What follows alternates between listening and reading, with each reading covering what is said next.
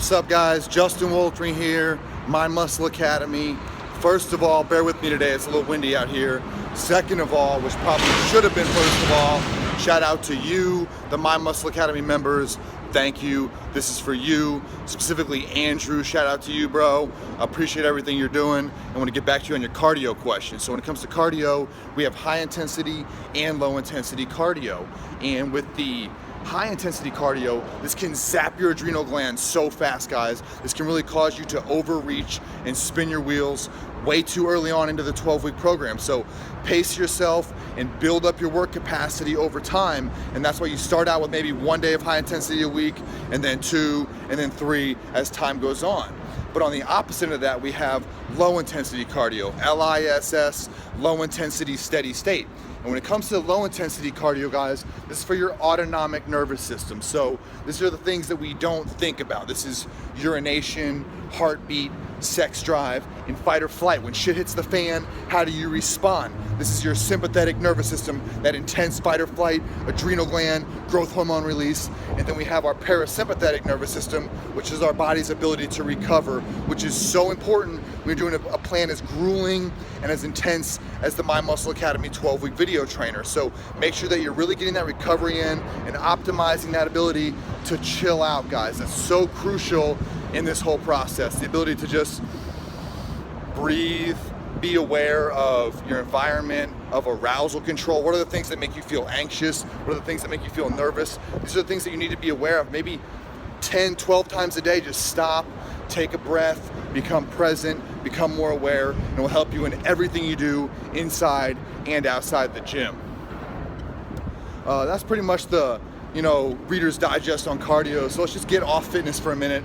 And I was thinking of this funny story. I was with my buddy who's a new video guy who's shooting for me. He's a real chill dude, and he used to be a bouncer, and I worked in bars for a long time bouncing, and started BSing about old bar stories, and thought back about this one time, just funny story. I was in with my boy Los. He's like 6'6", 275, super swole, and these cowboys walk in. There's like 4 of them.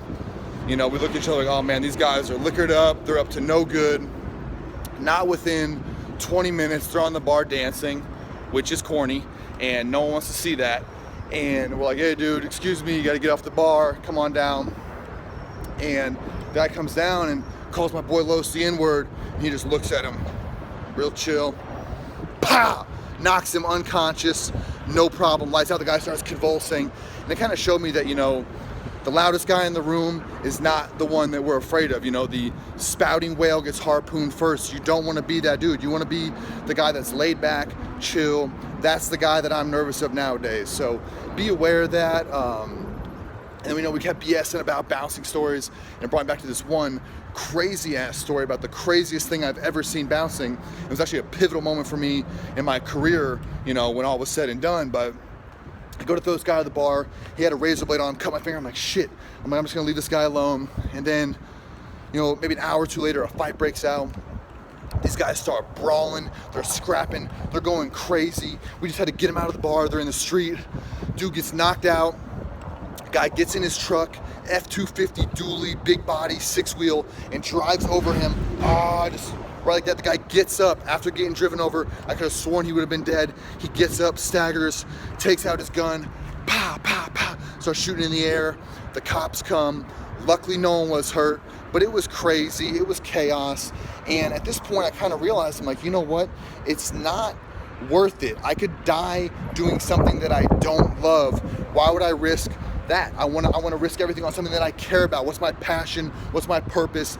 This is what I'm all into. So at this point, I realized if I'm going to go for it, I'm going for my dreams. I pursued bodybuilding, fitness, video, writing, all these things that I was passionate about. It seemed crazy. It seemed illogical, but it came to fruition. And when I just kind of like regroup and think about that, it was during these low intensity, chill cardio sessions that all the drama, the emotional baggage just kind of melted away. And I was able to just feel more at peace and get that clarity for what my vision was. So I always like doing this. It just seems low key, it seems steady, but it busts a sweat, it gets your mind right. So for me, it's more about the mental effects of the low intensity cardio, but maximize that, guys. A lot of great thinkers have used this to leverage their abilities and take it to the next level. So that's what it is, guys.